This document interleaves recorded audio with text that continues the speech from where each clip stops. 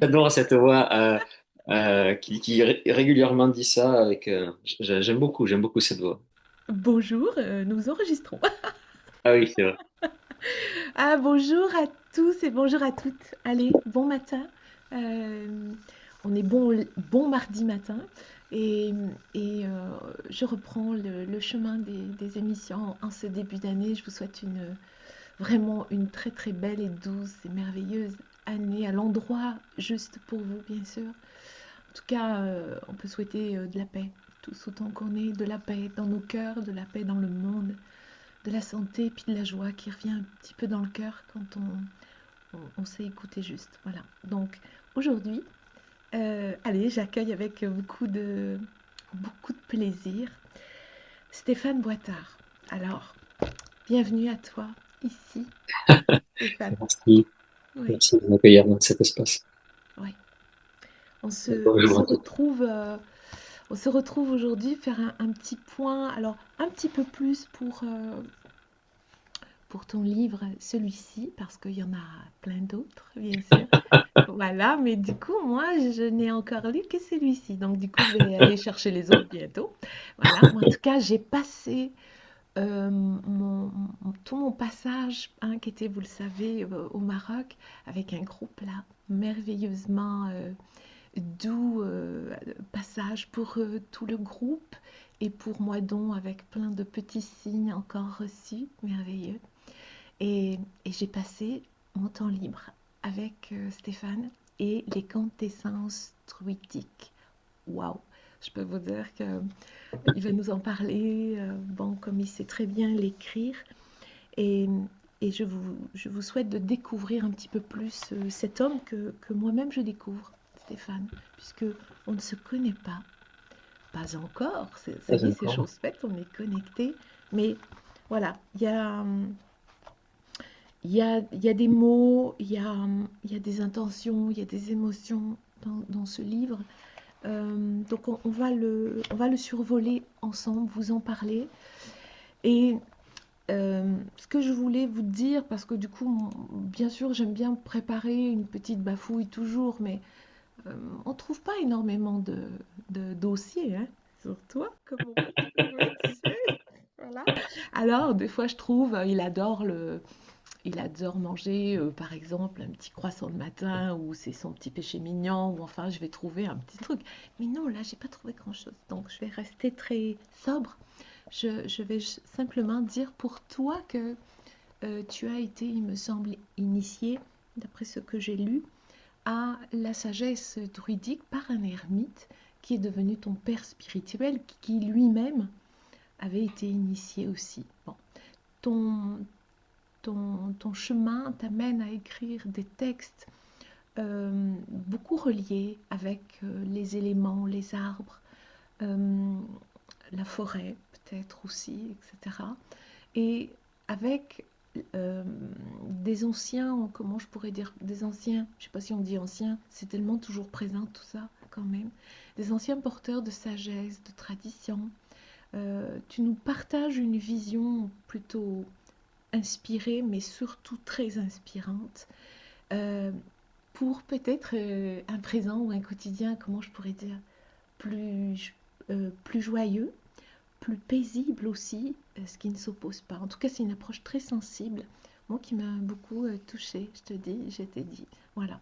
Donc ce livre, Quintessence druidique, est préfacé par Benoît Cholet, l'ami Benoît, qui est auteur, lui, de son côté, de Parasite énergétique, le chaînon manquant entre la santé et la spiritualité, et qui a créé sa maison d'édition qui s'appelle De tout et du tout. Génial, je trouve aussi. Voilà. Alors, en quelques mots, mais est-ce que tu as envie peut-être de souligner ça, de quelque chose de plus personnel pour te présenter à nous? Ah. Non, c'est très bien. Euh, le plus personnel, on vit avec ma femme et nos enfants dans la forêt, et on est très heureux de ça. Et on apprend là, une vie de simplicité. ouais, et en allant de plus en plus dans la forêt d'ailleurs, et de plus en plus loin, dans un mode de vie de plus en plus dépouillé. dépouillé. Et voilà, et nous sommes en lien avec des enseignants aussi spirituels qui sont, voilà, que ce soit aux Philippines, avec des guérisseurs, voilà, aux Philippines ou au Pérou. Waouh, Voilà. Et nous accueillons des représentants de sagesse aussi, de communautés, qu'on pourrait dire indigènes. Voilà. ouais. Donc ça rejoint un peu le mouvement de Terre Native aussi, non? Un peu? Je connais pas. Terre Native, porté par Jean-Pierre Chometon, Jocelyn Morisson. Voilà. Et alors, je connais le magazine Native, mais Terre Eh Native, ben c'est ça, ah, ok, Native. d'accord. Ouais, Et ben, dans le magazine, il y a une petite interview là qui a été faite, mais sinon, je connais pas plus que ça ok, pour le moment. ok. Ah bah Non, alors non, c'est pas faudrait dans que je vous ce mette mouvement-là. je C'est vais des vous mettre contacts en contact. directs. Ouais. Ouais. Je vais vous mettre en contact là parce que c'est Ok. ah oui, franchement c'est oui, c'est évident. Oui, oui. Tu es un magnifique porte-parole. Donc la forêt. Et mais c'est magnifique ça pour les petits. Oui. Enfin les Alors, on a petits, je sais pas s'ils une sont petits vigilance encore. particulière. Ouais. Ouais, On a une vigilance particulière pour les enfants, notamment par rapport aux nôtres, ouais. mais d'accompagner. Disons, il y a tout un mouvement qui existe dans d'autres pays où on accompagne les enfants à garder leur lien spirituel à la nature et à le développer, qu'on ne retrouve pas forcément dans certains pays occidentaux. Et donc, pour nous, c'est quelque chose qui, voilà, qui nous tient à cœur, en tout cas. Ouais. Il y a vraiment quelque chose peut-être à modifier ici dans la manière d'élever nos enfants euh, et de leur faire conserver, alors élever, transmettre la manière de communiquer, pas forcément que d'apprendre à parler, apprendre à Mm. communiquer, quelque chose dont on aura besoin tout au long de notre vie et qui n'est pas, qui n'est toujours pas transmis, pas enseigné, en tout cas Mm. voilà. Donc ça, je pense que ça manque à moins d'aller vers un enseignement parallèle comme Montessori peut-être, ou des courants comme ça, mais qui prévoient la nature aussi. C'est-à-dire que c'est très différent, on pourrait dire l'éducation par la nature, que cet accompagnement spirituel. Par exemple, nous, nos enfants sont habitués à nous demander des choses, mais ils peuvent le demander aussi aux esprits de la nature. Et je ne sais pas si dans les écoles Montessori ou autres, il y a cet aspect de... Nous, tous les jours, on va faire des offrandes, notamment à l'eau, aux esprits de Mhm. l'eau. Ouais. On fait des offrandes aussi assez souvent au renard et à travers lui aux esprits de la forêt. Et les enfants ont l'habitude d'inviter ces présences. Voilà, ou des fois, un peu comme en Europe du Nord, on va avoir, imaginons, on fait des crêpes par exemple, et puis on a fini nos crêpes, et puis voilà, c'est peut-être le moment d'aller se balader ou d'aller se coucher. Puis on sent qu'il y a les esprits les petits esprits de la nature ou les esprits de la maison qui nous disent, ben nous, on n'a pas eu de crêpes, hein. Et donc on se remet à faire des crêpes pour eux. Et voilà, et c'est, voilà, on leur laisse. Et il y a tout un ensemble de choses. Je ne sais pas si ça existe par exemple, chez Montessori ou autre, hein. Je Mais en crois tout pas. cas, ce dialogue de, d'écoute et de partage avec tout un ensemble de présence. De présence, hein. Ouais, de présence, de reliance aussi. Ouais, parce qu'on voit pas, il y a du monde quand même, il y a du monde autour. C'est impressionnant, ça, des fois. Autour et à l'intérieur. Autour et dedans. Ouais, c'est ça. C'est c'est merveilleux que de permettre aux enfants. Alors, je crois que c'est le Danemark, là, aujourd'hui, qui est en tête de ça qu'il propose dans sa manière de transmettre aux enfants. euh, École le matin, puis école de la nature les après-midi. Waouh. Bon, déjà, c'est mieux. Super, super. Ouais. Voilà. Mais leur apprendre tout ce qui est émotionnel aussi, ça serait chouette. Tu vois, qu'est-ce que c'est que Ouais, les émotions? On leur en parle pas, alors que mais on oui. va ressentir ça à chaque fois qu'on est en interaction avec l'extérieur. Donc, Ouais. ça devrait être plutôt que la longueur du Rhin, du Rhône ou je sais pas quoi. Enfin, on s'en servira jamais de ça. Donc, moi, ça me semble, ouais, bon, on n'y est pas encore, on chemine, mais bon. En tout cas, il y a un alignement extraordinaire en famille sur ce qui est venu à toi. Alors, moi, j'ai noté dans ton livre, là, du coup, on commence jolie préface de Benoît, bien sûr, mais euh, cet enfant que tu es qui comprend pas le monde dans lequel il est, et pourtant il a souhaité y être, mais Mm. bon, là, à ce moment-là, il comprend pas trop hein, pourquoi il est là. Et j'aime bien ce que tu décris, tu trouves un dessin, tu regardes un petit peu dans ce qui est dans les ouvrages, les magazines, les choses comme ça, tu trouves euh, un oiseau, je crois, que tu Mm. décalques, puis que tu Mm. vas euh, colorier en bleu et jaune, Bleu et vert. bleu et vert, Ouais. et du coup, et tu vas le mettre au-dessus de ton oreiller, puis tous les Mm. soirs, lui dira, cher oiseau, amène-moi, ramène-moi chez moi, s'il te Mm. plaît, ramène-moi dans ma famille. Mm. Waouh! Mm. Quand j'ai lu ça, j'ai dit, bon, cet enfant, qu'est-ce que tu devais ressentir de la solitude, Mm. non? Oui, De la solitude et une grande incompréhension. oui, Et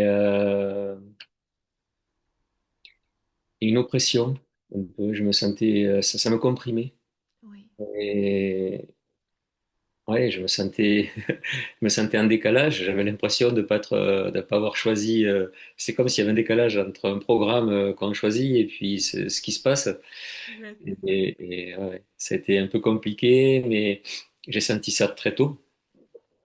Et c'est vrai que le jour où on a fait ce cours à l'école, je pense que c'était un CP, donc je devais avoir 5-6 ans, une grande section maternelle ou CP. Et puis quand on a fait cet apprentissage pour décalquer, rentrer à la maison, j'ai ouvert tous les magazines de mes parents, c'était Géo. Et puis je suis tombé sur ce grand oiseau. Je cherchais quelque chose, je savais pas quoi. Et puis Géo m'amène à ce grand oiseau et voilà, ma mère m'a aidé à le décalquer. Effectivement, après, je l'ai peint et je l'ai mis au-dessus au-dessus de mon oreiller. Et il m'a amené. Je lui ai Waouh. demandé, et c'est vrai qu'il m'a amené pendant des années dans des espaces et dans des lieux et, euh, et dans une autre temporalité aussi. Je vivais dans une forme de magie parce que qui pouvait être une paire d'heures ou une heure, ou même des fois peut-être des minutes, ou eh ben, dans d'autres mondes, ça peut être des jours, des semaines, des mois parfois. Et donc, voilà. Ce qui était intéressant, c'est que je l'ai rencontré en vrai après cet oiseau. Et c'est surtout que j'ai rencontré des lieux ou des êtres et des langues que j'avais rencontrés depuis ma chambre, depuis cet envol. Et pour moi, ça a été merveilleux. Par exemple, d'aller au Pérou et voilà, de reconnaître des espaces de jungle, d'entendre voilà, d'être familier avec le quechua, Oui, oui. et puis de rencontrer ce condor. Ça a été, je l'ai rencontré vraiment dans des conditions inattendues. Euh, et oui, ça a été, on s'est reconnu et disons, il m'a donné quelque chose à ce moment-là et qui m'a permis aussi de rencontrer des guides spirituels locaux différemment que Ouais. la façon dont j'étais arrivé, en fait, un peu sans trop savoir ce qui allait se passer. Beaucoup, hein, tout au long du livre, enfin, tu reçois toujours ce dont tu as besoin, la rencontre au moment juste, Mm. où Mm.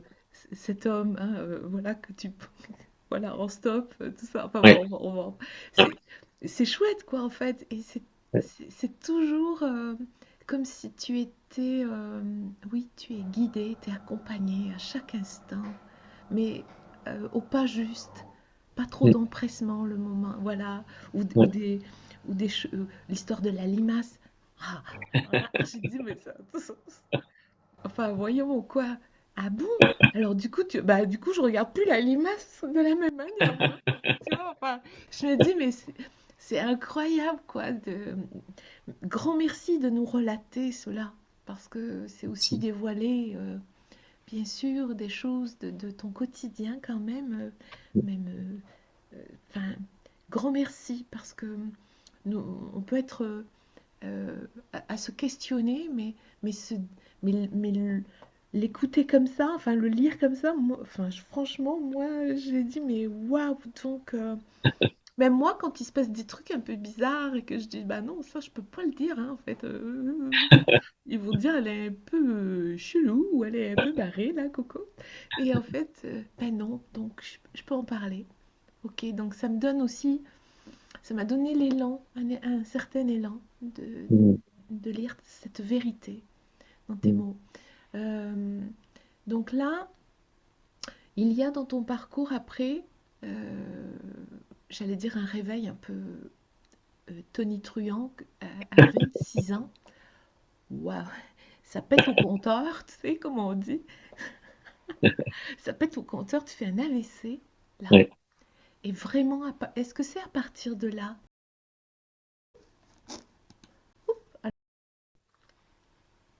peut-être sur cette, peut-être reprendre sur là, c'est-à-dire ce réveil qui se fait euh, à partir de là.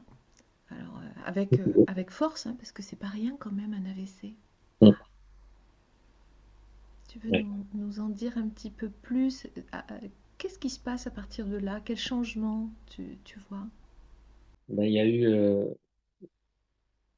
a eu parmi les grands changements, en tout cas, le premier grand changement, ça a été quand je suis revenu, on pourrait dire. En fait, c'est pas seulement un AVC, c'était une expérience de mort provisoire, ou je sais pas comment on dit Oui, exactement, mais oui, voilà, c'était un moment en tout cas où j'étais isolé enfin isolé. J'étais dans un village et mon voisin est venu parce que je lui avais dit qu'il y avait un problème et puis il a essayé de m'aider. Les pompiers sont venus, voilà.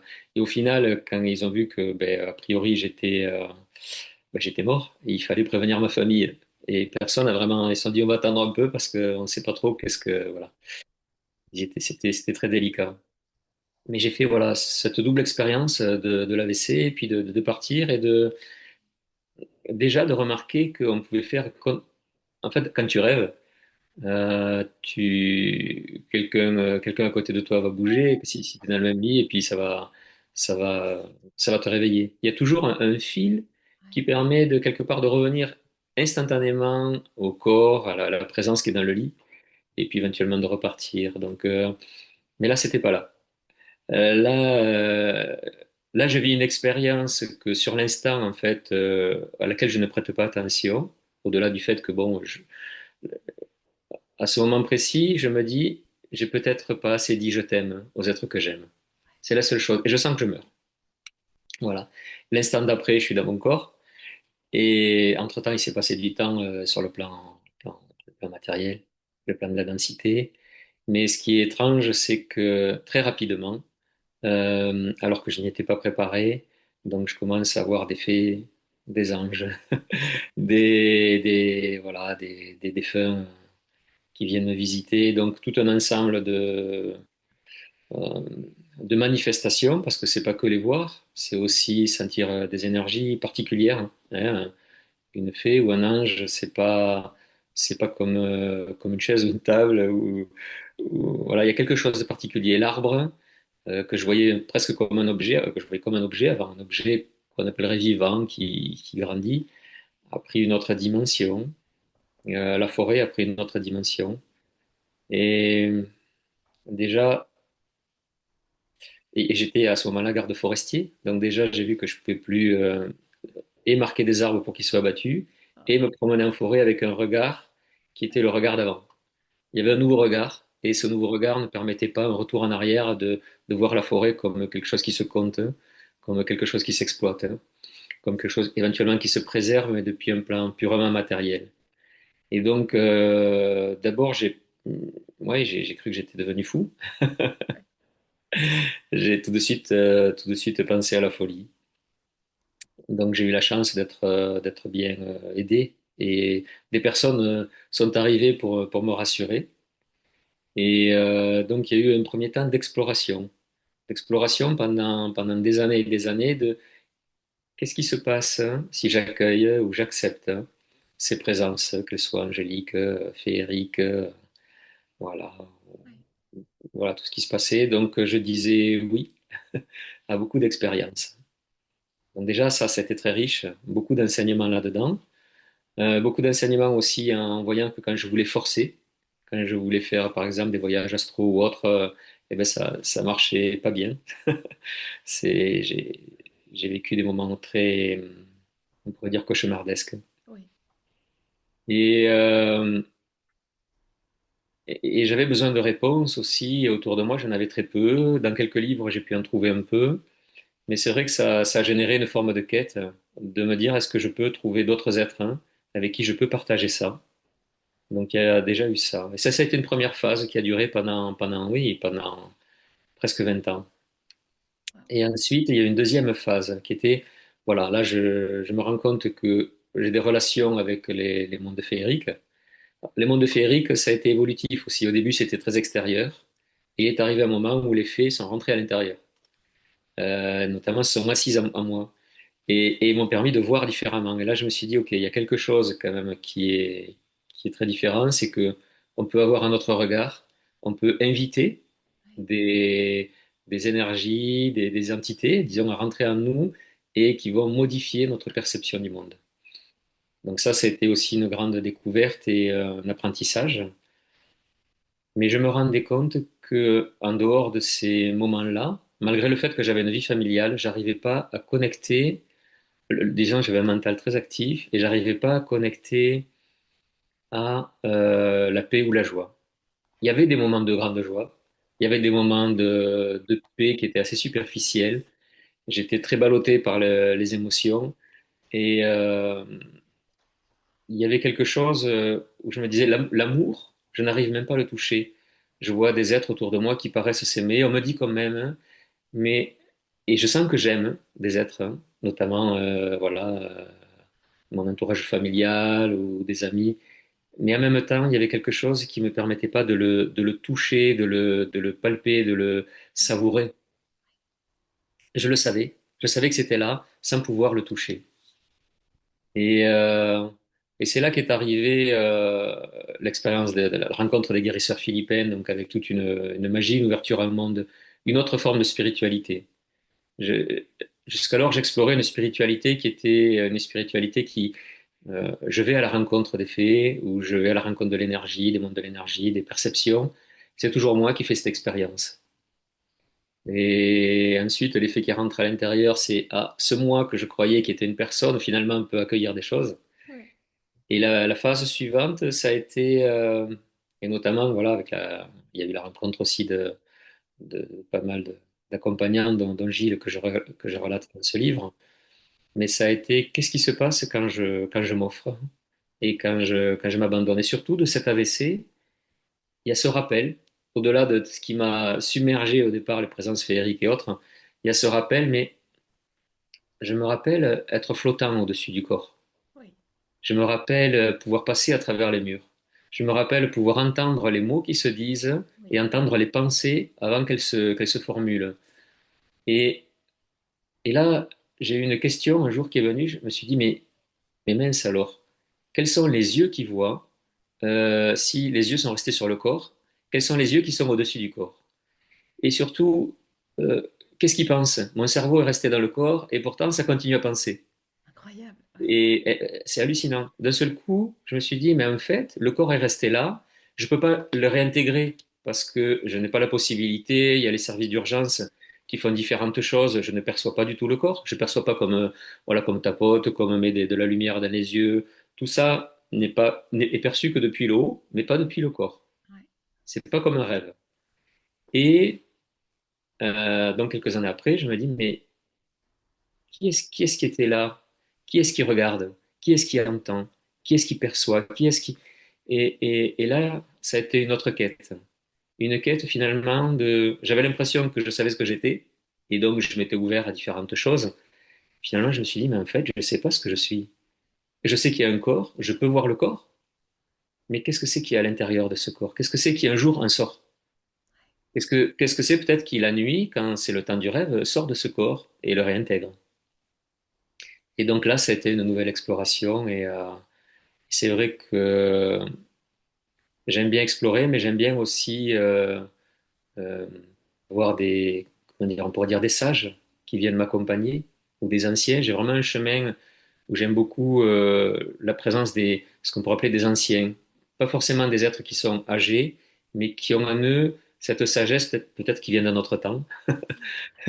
Ils sont anciens parce qu'ils sont hors du temps, peut-être.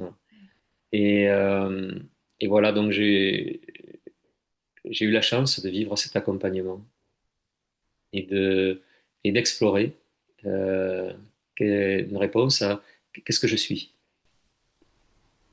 Waouh! Ouais, bah, ça résonne beaucoup. Moi, j'ai fait une expérience comme celle-ci à la naissance de mon troisième fils. Hmm. Sauf que ben, moi, ça s'est pas passé super bien dans le sens où les médecins m'ont plutôt culpabilisée, hein. J'ai fait peur à tout le monde et tout ça. Et cette notion d'être au-dessus, oui, je me rappelle. Voilà. Hmm. Et moi, j'ai mis des années avant de faire le lien avec l'intérêt, le goût, la connaissance que j'avais euh, avec ce qui s'était passé. Hmm. Voilà. Mais bon, j'ai pas eu. Il s'est pas présenté quelqu'un. Ah, dommage. Ça devait se passer comme ça. Ok. Et puis, c'est plus ces 15-18 dernières années qu'il y a Hmm. vraiment. Ouais. Donc, oui, ça me parle vraiment beaucoup. C'est probablement pour ça que j'ai été très sensible, ouais, à tes écrits.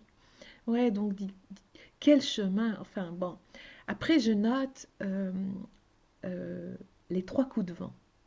Parce que tu vois, les trois coups de vent et puis qui annoncent, tu dis, la venue des druides. Ah oui. Waouh! Je lis ça puis je dis, bah waouh, carrément quoi. Ouais. Tu Hmm. veux nous dire un petit peu? Mais là, c'était donc il y avait mon père spirituel, Gilles, et une autre personne. On est invité, donc on est dans le sud, hein, dans les Pyrénées à ce moment-là, et on est invité à aller en Bretagne pour une cérémonie de la Pâque celtique. Donc, elle est un peu en décalé avec la Pâque catholique. Donc, et c'est un rassemblement avec des êtres qui sont dans les lignées des chrétientés celtiques, voire des druides qui, eux, n'ont pas forcément d'adhésion particulière au monde chrétien, mais voilà. Et donc, on doit se retrouver chez cet ami. Et, donc, c'est le printemps, mais un printemps sec. Et voilà, pour la préparation du feu, en tout cas, certains, donc l'ami qui nous accueillait et la personne qui était avec nous, qui avait accompagné, qui nous avait, qui avait roulé d'ailleurs tout le long du trajet jusque là-bas. Donc, on arrive en Bretagne chez cet ami, et puis on sait que dans l'après-midi ou dans la soirée, les druides vont arriver. Donc nous, on est trois arrivés là, et puis ben, il y en a celui qui avait conduit commence à mettre en place le foyer pour le feu à l'extérieur, au milieu des peines d'ailleurs, avec le propriétaire du lieu. Et puis mon père spirituel s'écarte un peu, je sais pas où il va. Et moi, j'ai cet élan de me dire, eh bien, c'est une journée très auspicieuse, je vais aller cueillir. Oui. Et donc, je vois qu'il y a un bout de forêt qui démarre un peu plus loin, des chênes, et je pars, je sors de la propriété et je vais. D'ailleurs, je chemine jusqu'à une source, qui est une des très anciennes sources de Bretagne, je ne savais pas à ce moment-là, mais je reste avec elle, voilà, je rentre en contact avec l'eau, et puis je commence à cueillir un petit peu du chêne, c'est parce que les chênes me disent, on vient te donner des. Non, je cueille des bourgeons, hein, Des parce bourgeons, que j'aime beaucoup cueillir les bourgeons et la gémothérapie. la gémeaux, ouais. Ouais. Et donc, je cueille des bourgeons et puis je sens qu'à un moment, il y a un premier coup de vent. Ah. Et puis je sens un deuxième coup de vent. Ah. Je me dis, bon, c'est peut-être la fin de la cueillette. Je sens les chaînes qui me disent, voilà, on va conclure là. Cueille encore autant de bourgeons. Je sais plus si c'est trois ou sept bourgeons, je cueille. Et puis à ce moment-là, troisième coup de vent et ça me dit, maintenant, il faut que tu rentres à la clairière, là où il y a le feu qui se prépare. Et donc, je mets le liquide que j'avais préparé, parce que j'avais mon petit sac de cueillette, donc je mets un peu d'alcool et miel que j'avais. Je ferme le pot et je remonte. Quand j'arrive à l'entrée de la propriété, il y a mon père spirituel qui est assis et qui me dit, ah, mais je savais pas où tu étais, mais j'imaginais que tu étais dans la forêt, j'avais senti ça. Est-ce que tu as senti que les druides viennent d'arriver? Ben, je dis, je sais pas, il y a eu trois coups de vent. Et il me dit, ben voilà, il y a trois druides qui viennent d'arriver. Et donc, je découvre, voilà, je découvre ces trois loustiques, des grands gaillards. Ah oui. Et voilà, je savais pas trop comment me comporter, comment. Donc, dans un premier temps, je me mets en résonance et en ressenti, et voilà. Puis ça a été un moment très particulier. Il y a une apparition aussi. Waouh. Enfin, il se passe des choses incroyables sur ton chemin, probablement jusqu'à aujourd'hui, quoi. Il y a ce moment où Gilles aussi, enfin, tu as froid, et il te dit oui, tu as froid, ok. Ah, Et donc il commence par, il enlève ses habits, il brûle ses habits. Est-ce ouais, que tu as toujours froid? Oui. Et puis il continue, et tu dis, mais si ça continue, enfin, il va tout brûler, tout ce qu'il y a autour, ouais, et j'ai toujours froid. mm, C'est intéressant aussi cette histoire ouais, de cette notion-là. mm. Oui, c'est pas évident d'essayer de suivre des anciens, des fois, des êtres qui ont des qualités particulières. Et lui, il a la qualité de pouvoir, par exemple, imaginons, donc il a très peu de vêtements parce il a beaucoup vécu dans la rue et pour accompagner les êtres qui étaient dans la rue. Et bon, il y a ce que tu viens de citer, mais sinon, il peut être en train de, voilà, il vient de se laver les cheveux, laver ses vêtements, ses pulls et autres, il les met à étendre. Et puis, euh, et puis momentanément, là, l'esprit de la neige, il commence à neiger, l'esprit de la neige l'appelle. Ben, il est capable de mettre son pull mouillé, les cheveux mouillés, d'aller dehors et de discuter avec la neige qui tombe, et il m'invite à venir.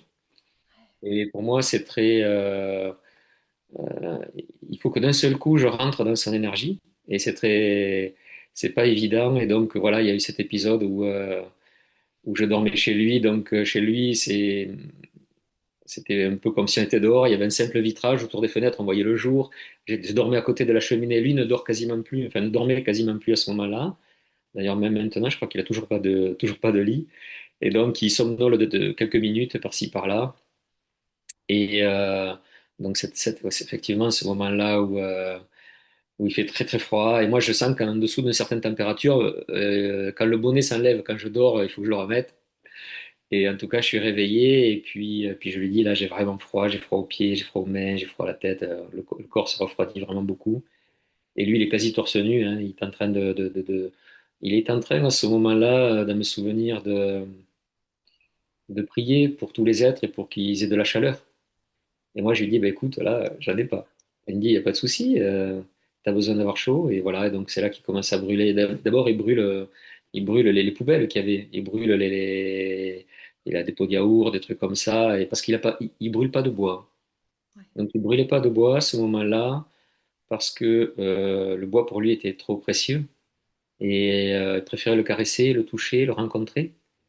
Et il avait la capacité que moi, je n'avais pas il est capable de se mettre devant du bois d'arbre, donc devant un arbre, hein. Mais sinon devant un escalier aussi, il peut le faire, hein. Un escalier en bois, il met les mains, il se connecte au bois et il sent le feu qui préexiste avant de se manifester. Donc lui, il est comme avec un feu, hein, il s'arrougit devant, comme s'il est devant le feu, il transpire, et ouais, voilà, il se réchauffe au feu. Mais moi, je suis à côté, je suis devant un escalier ou devant un arbre. J'ai pas forcément cette capacité. Et donc là, voilà, cette nuit-là, en tout cas, parce qu'avec lui, c'était souvent jour et nuit, hein, comme il dort quasiment pas. Dès que je me réveillais un petit peu, hop, on repartait sur les enseignements. Et, et voilà, donc après avoir brûlé les poubelles, il me dit, t'as toujours froid? Je lui dis oui, j'ai le cahier et j'avais mis tous mes vêtements sur moi. Donc il commence à brûler, il met ses vêtements dans les flammes, le premier vêtement. Puis il me dit, t'as toujours froid? J'ai dit oui. Parce que je me dis intérieurement, oui, j'ai froid. Un autre vêtement. Est-ce que tu as toujours froid? Oui, j'ai froid. Et en fait, il remet encore un vêtement et je vois que les quelques vêtements qu'il a, il y en a quasiment plus. Et je sais il avait pas beaucoup d'argent non plus pour s'en racheter. Et c'était un moment où il faisait froid en plus, c'était l'hiver. Donc il me dit, il prend un autre vêtement, prêt à le jeter dans le feu à nouveau. Il me dit, est-ce que tu as froid? Et je me dis, oui, je peux pas accepter qu'il mette tous ces vêtements-là. Lui, à un moment ou un autre, va avoir froid. Et ben, j'ai dit non, j'ai pas froid. Et du coup, ben, son invitation, c'était que je connecte avec la chaleur. ouais. C'est sans me dire comment, mais en tout cas, c'est voilà, en étant avec lui, en me connectant aussi à ses prières, hein, en me connectant à différentes choses. Alors j'ai eu très froid, mais j'ai appris aussi à ce moment-là quelque chose qu'on apprend beaucoup aussi auprès des guérisseurs, notamment en Amérique du Sud, c'est de pas non plus se focaliser ou s'arrêter sur les messages du corps, qui dit là j'atteins mes limites. Et souvent, on va au-delà des limites. Donc là, c'est un peu ce qui s'est passé.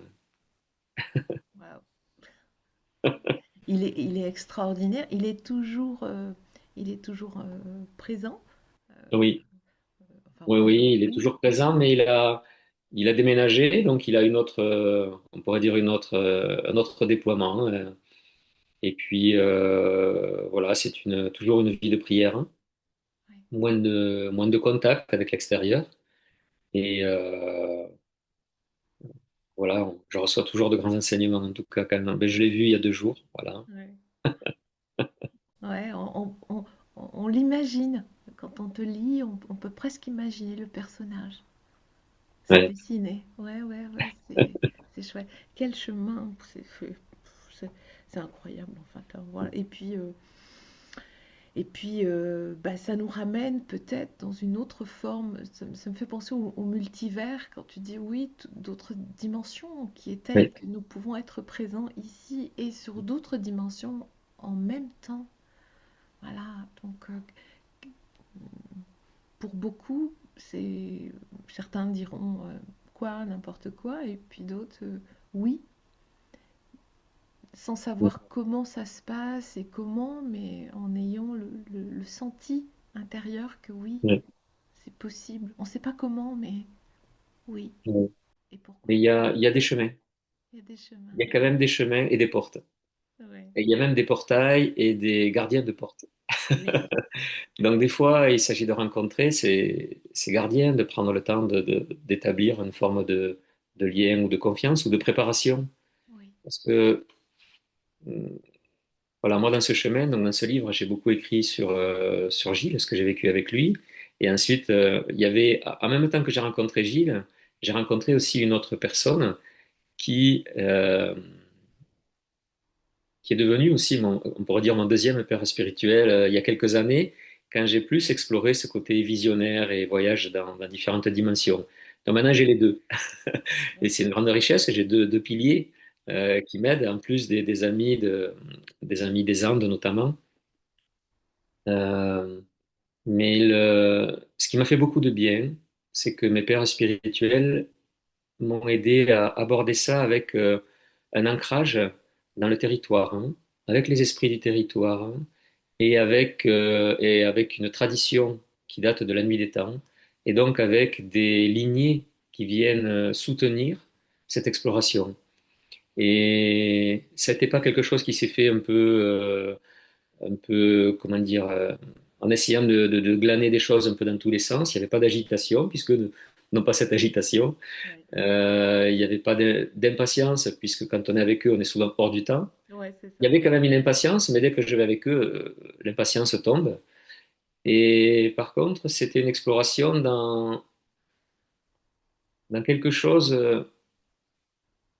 C'est un peu ce qui distingue ces lignées spirituelles d'une forme de chamanisme pour moi. Oui, Dans le chamanisme, souvent, ça va être je suis quelqu'un, il y a un moi qui va faire une expérience. Alors, soit une expérience du moi qui fait l'expérience de quelque chose un peu visionnaire ou autre, ou de sentir des énergies, soit sinon c'est un moi qui serait un moi spirituel, comme un ego spirituel qui va faire ses expériences, mais c'est toujours le moi. Et en fait, il y a dans ces voies-là, il y a une invitation à qu'est-ce qui se passe quand ce moi que tu connais, tu le relâches, hein, et que tu commences à explorer ce que tu es vraiment, au-delà de toutes ces illusions et projections ou programmes qui sont là. Et c'est là que ça a été très formateur, et notamment que ça se fait avec l'énergie de l'instant, avec une disponibilité, disons, les anciens et mes pères spirituels ont toujours été disponibles. Il n'y a pas de stage, il n'y a pas de session qui dure d'un temps à un temps, il y a pas de début, il n'y a pas de fin. Ça se fait quand ça doit se faire, hein. Et des fois, ça se fait à distance. Il se passe des choses, et soit leur téléphone, ou sinon je vais vers eux et je leur dis voilà, je vis cela, et on va explorer ensemble, et jusqu'à ce que voilà, des compréhensions arrivent, ou quelque chose se passe, ou des fois rien, et c'est quelques jours, quelques semaines, quelques mois après que là, ou des compréhensions arrivent. En tout cas, c'est une grande aide. Ouais. Est-ce que ce que tu rencontres aujourd'hui en toi, autour de toi, cette connexion avec ce qui nous fait respirer, euh, comble l'enfant dans sa quête, tu sais? Ça a fait un pont avec le monde de la matière, de la densité et, et de l'apparente séparation entre les êtres. Oui, Ça, c'est une chose. Mais le pont aussi a été... Il y a un tissage qui se fait parce que quand j'étais enfant, je me sentais très seul. Et je sentais qu'il y avait aussi d'autres enfants qui avaient ces qualités, mais qui se coupaient par on pourrait dire, l'adhésion à certains programmes, hein, que ce soit dans l'enseignement ou autre. On dit, voilà, t'es cette personne, et moi je sentais qu'il y avait un décalage. Mais je sentais que d'autres autour de moi qui avaient un peu cette qualité on pourrait dire, je sais pas comment, cosmique, ou je sais pas, ou d'autres dimensions, en fait, ces connexions, accepter de mettre ces connexions de côté pour valider des programmes. Un arbre, c'est un arbre. La Terre, c'est une, une grosse boule, oui, voilà, sur laquelle il se passe des choses. Donc, j'ai perdu des connexions vibratoires avec les gens qui étaient autour de moi, surtout des enfants. Et donc, j'ai senti cette profonde solitude, mais cheminant là-dedans. Ça me permet maintenant de sentir, et on est dans une époque où il y a de plus en plus d'êtres qui sentent qu'il y a des programmes qui sont pas adéquats. Et ça m'a permis aussi de tisser avec des êtres, qu'ils soient des êtres en France, et ça reste relativement rare, mais surtout avec des êtres qui sont dans d'autres pays, où j'arrive et je me sens en familiarité, oui, et où en fait, ils ont tout ce chemin qui est fait, cette vision de qu'est-ce que c'est qu'un humain, nous fait rentrer très rapidement en relation et on tisse des liens forts assez rapidement. Et j'arrive pas avec des séparations. oui. Et comme eux, ils ne sont pas dans la séparation, tout de suite, il y a quelque chose, il y a un espace entre deux qui se nourrit, et très rapidement, il y a des liens qui se font, et donc il y a un tissage et des trames qui se font au-delà de l'espace et du temps, hein, il y a même des êtres qui m'ont fortement inspiré, qui sont retournés à la lumière, mais je les sens toujours très présents et ils viennent continuer à m'enseigner. Wow. C'est tout un tissage. Et je me rends compte qu'à l'heure actuelle, ces trames-là s'activent un peu plus. C'est-à-dire, il y a plus de points, il y a de plus en plus d'antennes relais Mhm. de l'invisible. Et je sens qu'actuellement, il y a beaucoup aussi de jeunes qui cherchent aussi des aînés qui peuvent les accompagner C'est vrai. parce que parce qu'on en a besoin sur nos terres d'Occident aussi, hein. Ça existe. Si on va en Amérique du Sud, on va en Asie, je sais pas, on va en Inde, on dit est-ce que vous savez où c'est ce qu'il y a un sage? Il n'y a pas de souci, on vous dit à droite, ou à gauche, ou tu marches pendant 2 kilomètres, tu vas arriver soit à un ashram, soit il y aura un être qui est habillé tout en blanc et qui est assis au bord d'un chemin, et assieds-toi à côté de lui, tu parles ou pas sa langue, tu vas pouvoir connecter, et lui va te partager quelque chose de cette essence qu'il- avec laquelle il est profondément vibrant. Mais en Occident, trouver des sages, c'est pas si fréquent. C'est vrai. Des anciens qui nous inspirent. Et voilà. Et donc, il y a quelque chose qui est là, qui est émergent, tant chez les générations voilà, ceux qui ont une existence un peu plus longue euh, sur voilà, dans cette existence, qui sont un peu plus âgés, et auprès des jeunes, une demande de pas lâcher ou de reconnecter beaucoup plus rapidement à ce qui est là et que les programmes ambiants ne permettent pas de déployer. Ils disent non, non, moi je sais que ma nature, elle ne correspond pas à ça. Maintenant, j'aimerais trouver un accompagnement ou des aides ou des clins d'œil qui me permettent de reconnecter. Et pour l'instant, ces reconnexions sont beaucoup dans les espaces virtuels. Il y a des possibilités avec voilà, différents, même des jeux sur ordinateur. Mais ça existe aussi dans le monde naturel et c'est là que les trames, en tout cas, la terre-mère, elle demande à ses enfants voilà, de connecter et de tisser. Et il y a tout un tissage qui se fait. Et c'est peut-être aussi pour ça que des sagesses de différents continents viennent aussi voyager en Occident, où on a besoin particulièrement de réapprendre à tisser, hein, dans tous les sens d'ailleurs, même physiquement. Ouais, c'est ça. Ouais, ouais, j'observe aussi, hein. Moi, Mm. je vois ces dernières années ces jeunes-là qui sont en quête, Mm. vraiment en quête de vivre. C'est Oui. comme s'ils étaient venus pas pour survivre comme nous on a pu faire. Tu vois, tu parles moi je dis souvent de matière, toi tu dis Mm. densité, mais c'est la même chose. Oui. Et en fait, enfin, stop quoi. Enfin, est-ce que c'est ça la vie? Est-ce que Oui. c'est ça, gagner le droit, gagner sa vie, gagner le droit de Oui. vivre? Waouh! Il y a aussi une exigence des jeunes générations qui dit, OK, donc nous, par exemple, les plus jeunes, on voit, ils aiment beaucoup jouer. Oui, Et ils disent, les gens qui nous enseignent, non seulement ils sont sérieux, souvent ils sont tristes, ils sont stressés, ils voient bien. On voit bien, ils voient bien, un jeune voit bien ses parents, voit bien les enseignants, voit bien.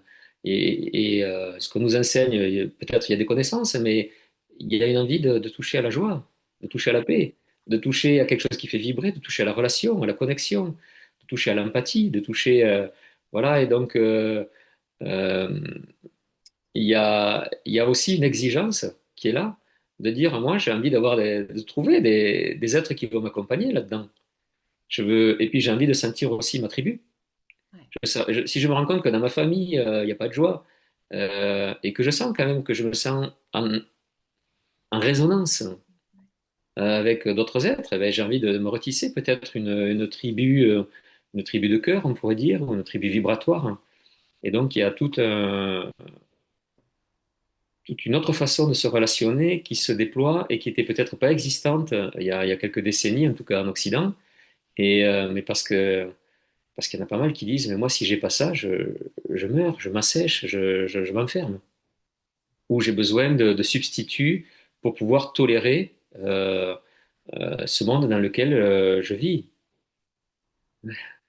Et donc, euh, il y a un réveil à ce niveau-là parce qu'il y a, parce que c'est peut-être la terre-mère à travers ces êtres-là qui dit maintenant, on va sortir peut-être de ces explorations individuelles et on va peut-être retisser entre les êtres des choses qui vont faire comme des grandes tribus vibratoires qui ont différentes couleurs, différentes façons, différentes pratiques. ouais, Voilà, on retisse comme une grande communauté arc-en-ciel.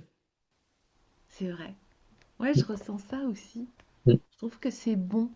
Tu sais, à une époque où beaucoup cèdent peut-être à la Mm. peur, aux Mm. injonctions, et écoutent un message à dessein plutôt de les asservir qu'autre chose.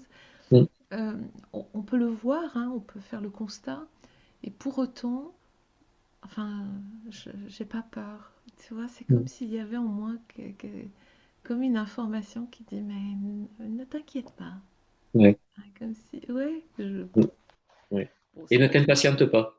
Oui, tu vois, Ça va se faire. On ne sait pas dans quelle temporalité, mais il y a un basculement dans autre chose.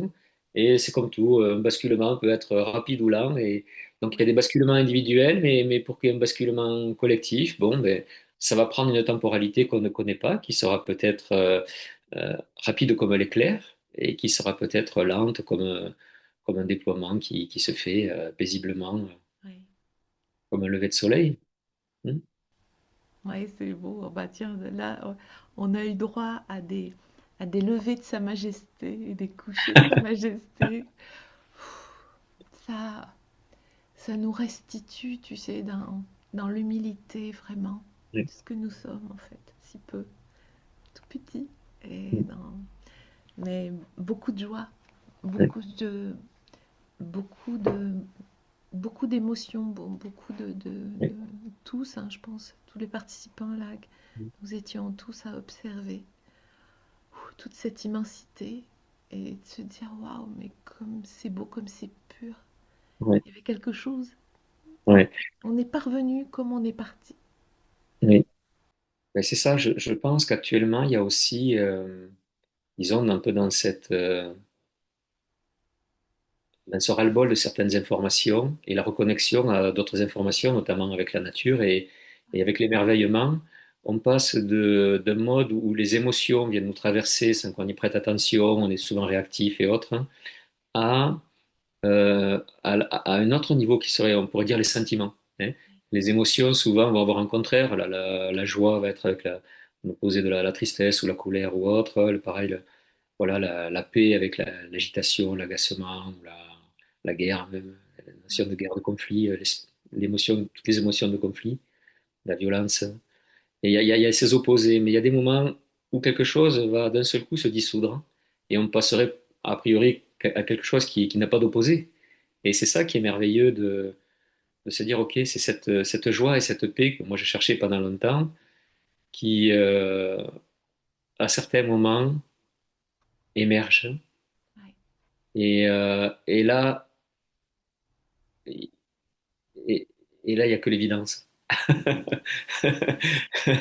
Ouais, Et tu on vois, se dissout, il y a plus de séparation, il y a une dissolution sur l'instant. Les pensées, d'un seul coup, elles sont aussi vastes que le ciel ou que l'univers. Et oui, voilà, et c'est comme si à ce moment-là, je ne sais pas comment c'est dans le désert, mais peut-être que c'est comme si le grain de sable, d'un seul coup, se relie à toute l'immensité. Au départ, il est peut-être tout seul, et puis d'un seul coup, il se relie à cette immensité, et tout est senti en même temps. ouais, Et, et, et on a besoin de ça, de ces moments où ça va au large, ouais, hein, il y c'est a ça. de ces reflux un petit peu. Ouais. Ouais, on était sur. Je parlais voilà, et je disais, mais j'ai l'impression d'être déposée sur Ouais, une mer de tranquillité. c'est ça. Le Ouais, vent qui soulevait les grains de sable, c'est. ouais, ouais, Enfin, t'assistes à ça, tu te dis, ben, ouais, oui, oh, gratitude, hein, parce que franchement, oui, ouais, on était tous très très émus, oui. parce que c'est une chance aussi, Mm. voilà. Donc, Mais le truc, c'est qu'actuellement, des fois, on est obligé quelque part de s'isoler, tellement les programmes et l'environnement ambiant nous ouais, génèrent une forme de stress. ouais. Et c'est vrai que d'aller dans le désert, nous on fait des retraites dans la forêt. Dans la Cet forêt, isolement permet momentanément, parce que le soleil, tous les jours, se lève. Tous les jours, il est très beau. oui, Mais nous sommes tellement projetés dans quelque chose, agité et autre, que euh, il est très difficile de pouvoir connecter à cela, de pouvoir connecter à cette qualité qui nous met en relation. Et momentanément, il y a moi, et il y a les choses que je dois faire, tous ces je dois, tous ces il faut, oui, cette temporalité qui nous stresse, hein. Et c'est vrai que des conditions et des lieux comme le désert, par exemple, parce qu'on pourrait aller dans le désert avec un téléphone portable, ou aller dans le désert en se disant il faut vite que j'aille de l'autre côté, faire un rallye. Il y a des rallyes qui se font dans le désert. oui, Ben, je suis pas sûr que ce que tu évoques. non, je crois pas. Et c'est C'est- vraiment il y a aussi des lieux, c'est ça que j'appelle un portail, des conditions qui font que ouais, il y a un gros un portier qui dit bon, momentanément, on se pose. Momentanément, il se passe quelque chose. Nous mettons des conditions, en tout cas, qui nous permettent de rentrer en relation euh, avec la magie du lieu, et peut-être qu'il y a un esprit du territoire qui s'allie à tout ça, et d'un seul coup, wow, il se passe quelque chose. Et souvent, la personne qui accompagne, justement, c'est l'esprit du territoire qui est à travers elle. Voilà. Ou le groupe qui accompagne, il peut y avoir plusieurs personnes, et ça fait une structure énergétique qui fait que d'un seul coup, les urgences habituelles, les programmes habituels, momentanément se mettent en pause. Et là, il s'ouvre quelque chose qui a toujours été là, mais qui momentanément peut se permettre d'exister. Et c'est ça que j'aime beaucoup. Et c'est ça que j'aime beaucoup aussi chez les amis d'Amérique du Sud qui ne parlent pas d'éveil, parce que l'éveil, ça voudrait dire, bon, il faudrait qu'à un moment ou un autre, j'arrive à quelque chose qu'on va appeler c'est l'éveil. ça, Et ils appellent ça le réveil. le réveil, oui, C'est déjà j'aime là, mais bien. il s'agit juste de l'accueillir. Ouais, ouais. Réintègre une bonne part de ce que tu es aussi C'est ça, déjà, hein, c'est ça, sur un autre plan et tout ça. c'est Oui, ça. oui, oui, c'est très juste, hein, ce que tu dis. Non, clairement, je n'étais pas seule. Je veux dire, il y a un soir, tous les soirs, un magnifique euh, feu. Mm, Alors oui, du coup, dans le désert, il y a tellement d'arbres euh, morts, tu vois, mm, qui sont mm, là, qui sont bons. Donc, euh, donc les nomades, nous, on était immergés vraiment avec des nomades, des berbères. Et en fait, un soir, j'ai appelé l'esprit du feu. Je te ferai passer, si tu veux, je te ferai passer une photo qui a été faite. C'est, c'est émouvant, c'est émouvant. Mais on a assisté aussi à quelques petites métamorphoses ambiantes. Puis le maître là-bas, c'est lui. Un silence comme on peut rarement en trouver chez nous, évidemment, à Ouais. moins d'être très isolé dans une forêt, tu Mm. vois, avec euh, toutes ces merveilles qui la composent aussi, bien sûr, et qui l'habitent. Mais autrement, le silence. Ah, donc il peut être aussi très confrontant parce que, oui, on est toujours immergé dans le bruit quelque part. Et il y a toujours une espèce de pollution en fond. Tu prêtes pas garde, mais du coup, c'est un train qui passe au loin, on entend, c'est Mm. une autoroute, je sais pas. Il y a toujours quelque chose qui fait que t'es pas seul. Et en fait, là, waouh, ça a été. Ouais. Ouais, donc oui, moi 100%, Ouais. 100% d'accord. Ça Alors, me rappelle une expérience en Inde. En Inde, mm, une fois, je suis allé dans une clinique d'Ayurveda qui est dans le sud de l'Inde. Et il disait que pour souvent, en fait, les êtres faisaient des pèlerinages vers l'Himalaya pour aller dans les grottes s'isoler. Mais comme il y avait beaucoup de gens, soit qui étaient âgés, soit qui n'avaient pas les moyens financiers de faire ce voyage, donc lui, il avait fait une grotte. En fait, c'était imbriqué. En gros, disons, il y avait une grotte qui était imbriquée dans une grotte plus grande et qui était imbriquée dans une grotte plus grande. Et il nous amène en disant, en tant qu'Occidentaux, bon, peut-être vous pouvez rester quelques minutes, mais pas plus, parce que c'est comme si vous deviez fou. Il y a une espèce de folie qui peut être là. Bon. Et donc, on rentre dans cette première grotte, et puis voilà. Et donc, il dit, bon, on va éteindre la lumière, parce qu'il y avait quand même de possibilité d'éclairer. Il éteint la lumière, ça se passe bien. On entend un peu dehors. Bon, on rentre dans la deuxième, un peu plus à l'intérieur. On entend beaucoup moins à l'extérieur, et puis il éteint la lumière. Bon, mais ça va à peu près. Puis on rentre dans la troisième. Et dans la troisième, il dit, bon voilà, je vais éteindre. Donc on est tous au centre de la pièce, à côté de lui, qui nous dit, voilà, je vais éteindre, restez tranquille, il n'y a pas de souci. On est debout, tranquille, hein. Il éteint la lumière, puis il dit, ok, ça va, bon, pas de bruit, si ce n'est un petit froissement, on entend qu'il y a peut-être quelqu'un qui se déplace. Bon.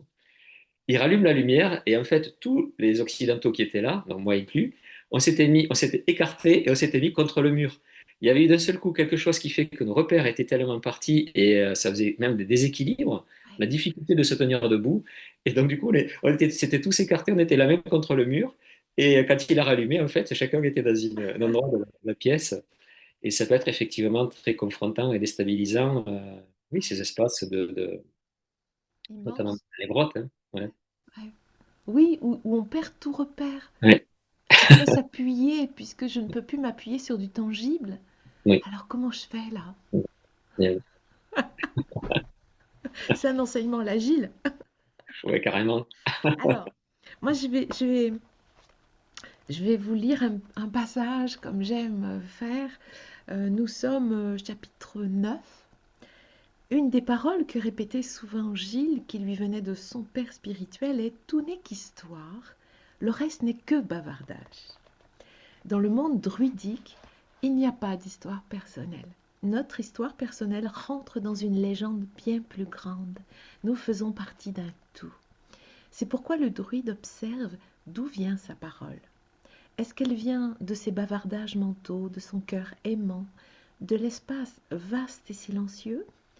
D'où vient notre parole?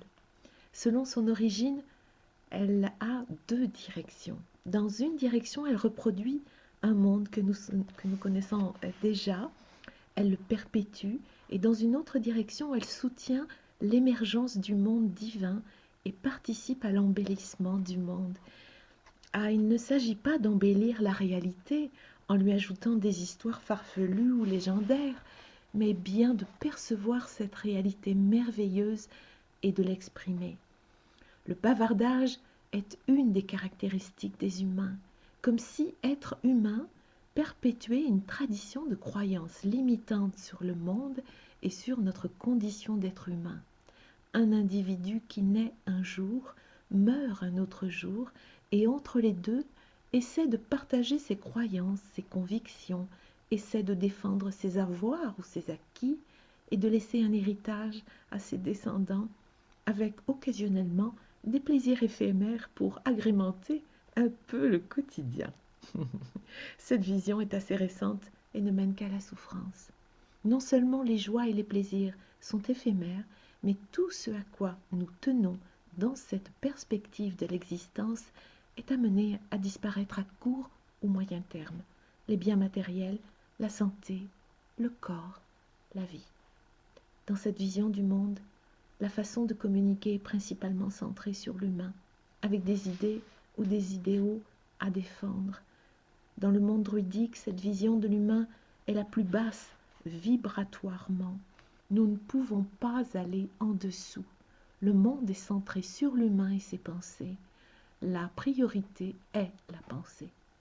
Et cette pensée humano-centrée est basée sur le passé, ce que je connais, ce que j'ai appris, ce que j'ai compris. Alors, on pourrait faire encore, hein, il y a de quoi, mais bon, quand même, c'est pour le jeu, hein, Lucette. Voilà, c'est, vous irez chercher un petit peu plus loin pour vous. Oui, c'est, waouh, quel chemin nous faisons avec cette pensée, avec ces croyances, avec tout ça. Comment ça nous éloigne de notre vérité, de notre essence, de notre nature, peut-être non? Et ça nous éloigne et ça nous sépare. Oui, Euh, en créant, en alimentant cette séparation, en disant je suis quelqu'un et il y a l'autre. oui, Il y a moi, il y a un arbre, il y a moi, il y a... Et donc en étant toujours extérieur à l'expérience oui, euh, et, et en l'argumentant avec un ensemble de bavardages et en mettant en place des lois et des oui, principes eh bien, nous créons quelque chose qui est séparé. Et ce qui est séparé par nature ben, n'est pas relié. c'est Ou ça. alors c'est relié à un certain niveau, mais cette reliance ne se laisse pas exister. Et donc l'invitation, effectivement, euh, c'est d'observer que tout, ben, c'est simple, tout ce que nous mettons en urgence. Tu sais, c'est Oui, cette histoire. Moi, j'aime beaucoup les histoires. Alors, je suis pas oui, très fort sur les mythologies celtiques, mais voilà, il y a des histoires que j'aime bien. Et notamment, c'est cet homme qui est très âgé et qui est à l'hôpital. Et il y a le médecin qui est devant lui qui lui dit, écoutez, monsieur, là, on vient de faire un check, on a regardé au niveau du cerveau, du sang, le cœur, on a tout regardé, les intestins et tout. Et en fait, bon, ben, j'ai une mauvaise nouvelle, il vous reste que 2 heures à vivre. Et parce que là, voilà, vous allez mourir sous peu. Et je suis désolé, mais vos enfants ne sont pas là, ils sont partis à la neige et ils seront pas là avant que quel vous scénario! passiez. Donc, écoutez, moi, j'ai une responsabilité vis-à-vis de l'hôpital. Donc, nous cherchons à faire des économies. Donc, on va débrancher un petit peu cet appareil qui vous aide à respirer et qui enlève d'ailleurs une partie un peu des douleurs. Mais on va faire des sacrées économies. Vous savez, sur l'électricité, si on fait ça à tout le monde, ça va être merveilleux pour nous. Et puis, je vais vous éteindre les lumières parce que, alors, bon, on va quand même vous ouvrir le volet parce qu'on va faire des économies sur, voilà, sur les lumières et on va arrêter aussi la clim. Donc, allez, on va ouvrir aussi la fenêtre et comme ça, voilà, on va attendre et puis bon, belle fin de vie. Le médecin s'en va en ayant tout coupé. Il sort et à peine la porte elle s'est fermée que la porte se réouvre et un homme en costard avec une petite mallette rentre et il dit écoutez, j'ai appris qu'il vous restait que 2 heures à vivre.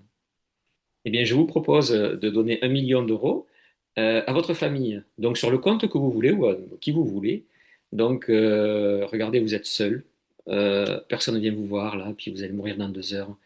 Et ces 2 heures seront sûrement mieux utilisées et plus importantes pour quelqu'un d'autre. Donc, je vous propose, je vous rachète ces 2 heures, 1 million d'euros. Et alors, le papy qui écoute cet homme-là, puis il lui dit, j'entends votre proposition, mais vous savez, depuis qu'ils ont éteint la lumière et qu'ils ont ouvert les volets, j'ai l'impression que le soleil brille un peu plus. Et puis vous savez qu'ils ont quand même ouvert la fenêtre. Et en ouvrant la fenêtre, il y avait ces chants d'oiseaux que je n'avais pas entendus jusqu'alors. Et qu'est-ce que cette mélodie me fait du bien. Et oh, c'est tellement précieux. Je crois que je les ai jamais entendus chanter de façon aussi belle. Waouh! Écoutez, c'est généreux de votre part, mais je décline. Je décline votre million. Voilà. Et souvent, cette histoire, elle est racontée en disant, c'est 2 heures que nous avons, si on sait qu'il nous reste 2 heures à Oui, vivre. Et on va essayer de les savourer au maximum. oui, Mais placés ailleurs dans notre existence, oui. placés au moment où on va aller faire nos courses au supermarché, est-ce qu'à un moment ou un autre, on va pouvoir s'arrêter, savourer, accueillir ça? Et donc, j'aime beaucoup cette histoire. Je la connaissais pas, hein, mais dis donc. Ouais. Mais comment dans notre existence on peut changer ces urgences et ces importances Oui, pour revenir à l'essentiel? Est-ce que les urgences qu'on s'était mis, si on nous dit il te reste 2 jours à vivre, 2 jours en tout cas dans cette existence, est-ce qu'on va continuer à traiter ces dossiers, à courir, à se dire il faut absolument que j'honore ce rendez-vous, il faut absolument que je réponde à ces mails, il faut absolument que je téléphone à telle personne? Où va être cette, euh, cet essentiel? Toutes ces urgences, on va se rendre compte que c'était finalement un bavardage ou des conditionnements qui, sur l'instant, l'essentiel va les balayer d'un geste de la main. Hein. Comme quand tu évoquais tout à l'heure le désert, d'un seul coup, la beauté de l'instant fait que ça balaye tout ce qui était avant peut-être urgent, primordial. Voilà. La temporalité s'efface, les urgences, les priorités s'effacent, et notre priorité arrive. Et c'est vraiment ça l'invitation dans les traditions druidiques, c'est de réapprendre, de redécouvrir en tout cas cette reliance, et notamment avec la nature. oui, Il y avait voilà, différentes choses, et peut-être de réapprendre aussi à fonctionner avec une autre temporalité. Et quand on va souvent, quand j'amène des groupes, alors, je ne sais pas si c'est pareil pour toi, mais quand j'amène des groupes aux Philippines ou en Amérique du Sud, imaginons les guérisseurs disent, bon voilà, les personnes du groupe disent à quelle heure c'est le soin. On va dire c'est à 2 heures de l'après-midi, et juste après manger, venez, puis voilà. Donc on débarque à 2 heures, et puis à 2h15, il n'y a toujours personne. Donc les uns et les autres commencent à regarder la montre en disant 2h15, 2h30, toujours pas là, 3 heures et toujours pas là. Et comme c'est important pour nous ce soir, on reste. Mais ça commence à râler, à bouillonner. Puis finalement, il arrive à 5 heures du soir en disant, ah, je ne sais pas si on a le temps, peut-être on le fait demain, soyez là à 6 heures du matin. Ah, excellent. Et ça bouillonne. Ouais. Mais et voilà, et puis finalement, le lendemain, il arrive à 9 heures du matin, tout le monde est là depuis 6 heures, et puis il dit, allez, on fait les soins. Il est dans la joie, il n'y a pas de problème, il s'excuse de rien du tout, parce que pour lui, il est dans une temporalité qui est juste, il Ouais, fait ce qui est juste, c'est ça. mais par contre, au niveau occidental, c'est très intéressant de voir à quel point, C'est sûr. Ouais. même le il faut dormir, il faut que je dorme toute la nuit. Tu sais, j'ai été Oui. interrogé par deux personnes récemment qui me disaient, voilà, on est tout un groupe à s'interroger sur le sommeil, et vous travaillez Oui. sur la gémothérapie. Comment faire pour retrouver le sommeil au milieu de la nuit quand on se réveille? Ben, j'ai dit, il ne s'agit pas de retrouver le sommeil, il s'agit de faire, si vous êtes réveillé, ben, faites avec ce que vous avez. Oui, mais il faut dormir. Ben, j'ai dit, explorer si c'est une réalité ou si c'est une croyance. Et je lui rappelais que il n'y a pas si longtemps que ça, et que même dans d'autres pays, les êtres toute la nuit peuvent veiller, la journée faire un ensemble de tâches. Mais si on a le conditionnement, il faut que je dorme, Oui. eh bien, on va vouloir dormir.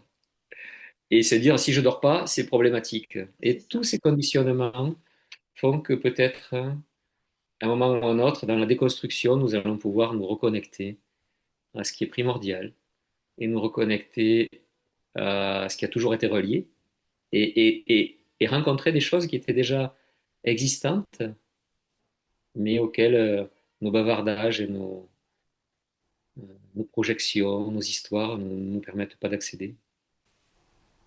Il y a beaucoup, beaucoup de sommeil.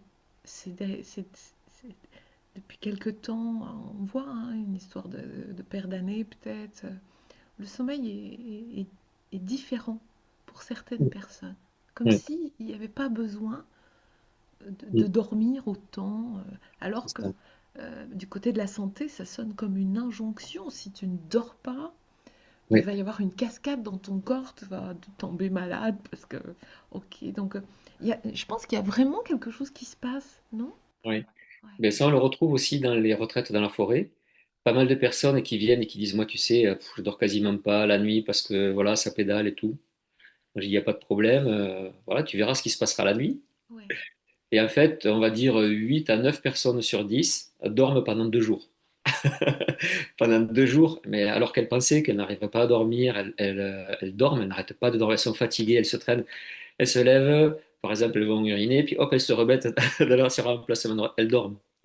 Elles n'arrêtent pas de dormir. Et après cette phase d'adaptation vibratoire avec la forêt, le sommeil, en fait, c'est bizarre parce que j'ai quasiment pas dormi cette nuit. Là, dans la journée, j'ai dormi par séquence de quelques minutes par-ci, et j'ai une vitalité que je ne connaissais pas. Ouais, On sent même le grain de la peau, le regard est différent.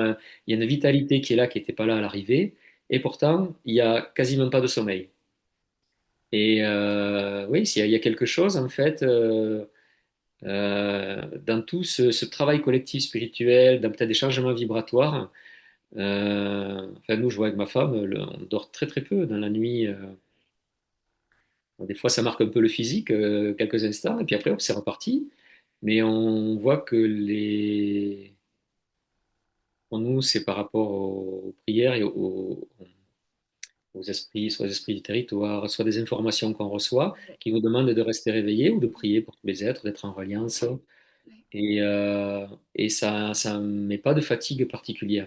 Et si on a besoin de dormir, à un moment, on dort, le jour ou la nuit, hein. Mais très peu de temps, il n'y a pas besoin de beaucoup. Et c'est ce que j'avais connu avec Gilles, où quand je l'ai rencontré, en fait, sur une échelle de 24 heures, il dormait à peu près 10 minutes. Et c'est ce qu'il me disait. Il me disait qu'en fait, quand le soleil se couche, hein, déjà, il me disait quand on est éveillé, le soleil se couche jamais. Et puis, il me disait quand il se couche à l'horizon, il se lève à l'intérieur. Et ouais, c'est donc, il beau dit les ça. plus grands soleils se retrouvent au milieu de la nuit. Et donc, il dit si tu veux observer les plus beaux soleils, eh ben, peut-être c'est la nuit que tu vas aller découvrir, mais dans des espaces intérieurs. Et donc voilà, il y a aussi toute cette exploration. Disons, il y a des histoires qui sont de belles histoires, hein, et qui Ouais, invitent à aller explorer ce qu'elles racontent. ouais. Et qui ne sont pas des vérités, qui sont des Exact. propositions. Ouais, des C'est une propositions. invitation. Ouais, Oui, c'est ça, des invitations. ouais, Oui, c'est très juste. ouais. Et donc, chacun est libre d'aller explorer ça et d'aller découvrir des choses qui correspondent à notre espace. Et chaque espace va peut-être relater des nuances. Ah, ouais, c'est magnifique. Mais tu sais qu'on pourrait, enfin, on pourrait t'écouter pendant des heures. Ok. Euh, cependant, dans la matière ou dans la densité, il y a, euh, il y a des créneaux, voilà, qui existent. Écoute, pour clore, en tout cas, ce premier échange, peut-être il y en aura d'autres, qui sait, avec grand plaisir. Est-ce qu'il y a, euh, souvent je dis un mot qui pour toi fait sens, pas forcément un mot de notre langue, ça peut être un mot d'un autre, un mantra ou quelque chose qui fait sens pour toi aujourd'hui, que tu as envie de nous transmettre, Ouais. nous offrir. Oui, il y a un mot qui émerge. J'en avais pas, j'étais en train de chercher mentalement, puis en fait, tu vois, justement, c'est super parce que tu as proposé quelque chose, alors ça commençait à s'agiter, je sens l'énergie qui monte à la tête. Et puis, j'ai senti que de l'intérieur de notre espace, il y a quelque chose d'autre qui jaillit, tu sais, comme une fontaine. Des fois, dans les villes, moi, j'aime beaucoup avoir la surprise de rester près d'une fontaine et d'un seul coup, tu sais, pouf, elle jaillit. Il y a des fontaines qui sont un peu intermittentes, tu sais, ça s'arrête, puis d'un seul coup, hop, ça jaillit, mettre un jet d'eau, en fait. Bon. On a ça à Castres, par exemple, pas loin de chez Ouais, nous. Et là, qui a jailli de l'intérieur, et peut-être un lien avec les amis qui parlent quechua, voilà, cette nuit, on a un peu relationné aussi, des mots que je reçois de ces gens qui font des retraites dans la montagne actuellement, c'est Hailey. Hailey, c'est la joie et qu'on fait à la fin d'une cérémonie. Et mon plus jeune fils, c'est un des premiers mots qu'il a prononcé, c'est Hailey.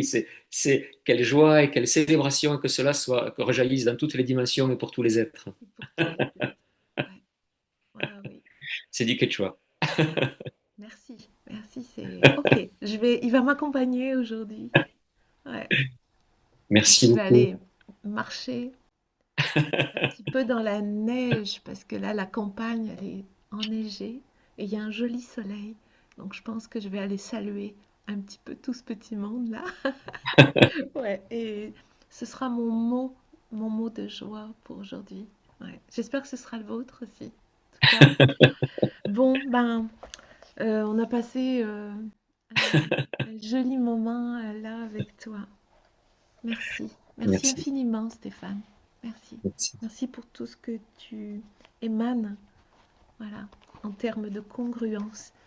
C'est beau d'écrire, mais c'est bien de sentir la congruence en vérité et Mm. dans la densité. Ok. Bon, bah écoute, grand merci pour ta présence. Je vous remercie aussi à tous pour votre fidélité. Voilà, à ces entretiens de cœur à cœur, en tout bien, tout bonheur. On continue en 2026. Allez, je vous embrasse du fond du cœur. Prenez bien soin de vous et de la vie en vous. À bientôt.